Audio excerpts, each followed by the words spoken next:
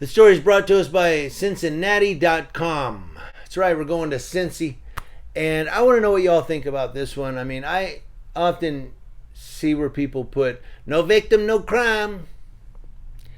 But prostitution is a crime. Now, when people say, you know, I've heard somebody one time actually say prostitution has no victim, no crime. I mean, I guess it's, you know, you pay money for a service. Although I wouldn't, man.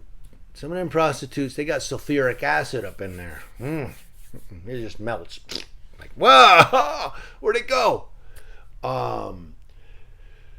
No, I'm married and I like to keep diseases out of my body. But a Cincinnati police officer resigned in 2020 after investigators said he had sex with prostitutes while working and used law enforcement database to query women's telephone numbers. Alexander Salisbury pleaded guilty to the unauthorized use of a computer, which is a felony, and punishable up to 1 year in prison. But as a part of his plea agreement, he was sentenced to 1 year of probation. That's according to court documents. Now, the agreement also stated Salisbury would resign from the department and surrender his state peace officer certification.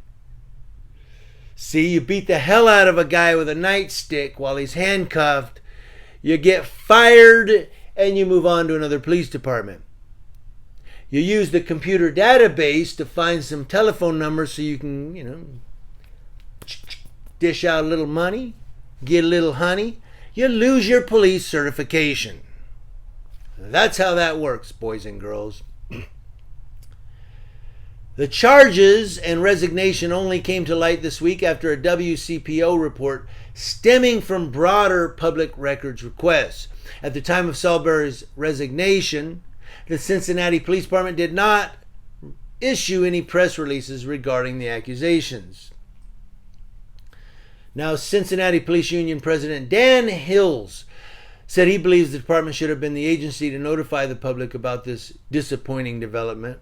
What? You mean the union actually said it was disappointing? Hills said police officers are held to a high standard because of the trust the community places in them. Whenever an officer violates the trust and commits a felony, they deserve to be held accountable under the law, and they don't deserve to wear the badge. This guy's the union president? Wow! I bet he won't be police union president the next election. A police union president that says this guy don't deserve to wear the badge. He must really be a bad cop for the union president to say that. In regards to the sentence, Hill said plea deals are struck between judges, prosecutors, and lawyers, saying investigators often don't get to be a part of that discussion. They always get plea deals. They always do that. The Hamilton County, and that's that's one of the reasons sometimes they'll do what they call stacking charges. Well, we could get him for this, and this. Yeah, let's charge him with all that. And then they'll go to the defense attorney and say, we got 6 charges on your boy. But if he pleads guilty to 2, we're good to go. That's why they give him all those charges. The Hamilton County Prosecutor's Office released a statement Monday regarding the situation. In consultation with the Cincinnati Police Department, it was clear that the priority should be to ensure this individual was never able to be a police officer again. That goal was accomplished because of this deal.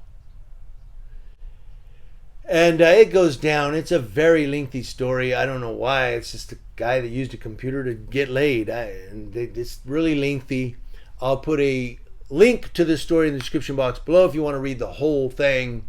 It does say here that I just noticed an FBI tip launched an internal investigation into his behavior because he used the computer, right? I guess that's, I don't know, is that where the FBI gets involved? But I mean, they got the FBI involved. All this guy did was use a computer to get some phone numbers to get laid by prostitutes. I'm not saying he's right. He broke the law. I mean, if prostitution's illegal, he committed a crime. He committed a crime anyway by pulling their phone numbers off. He's not supposed to do that. But you got cops out there beating people, shooting unarmed suspects. They don't lose their certification. In fact, half the time the FBI don't even turn their heads. It's the Department of Justice or the state investigators that look into it. What is it about this cop? I mean, all he did was patron the oldest profession in the world. I just wanted to say that. The oldest profession in the world.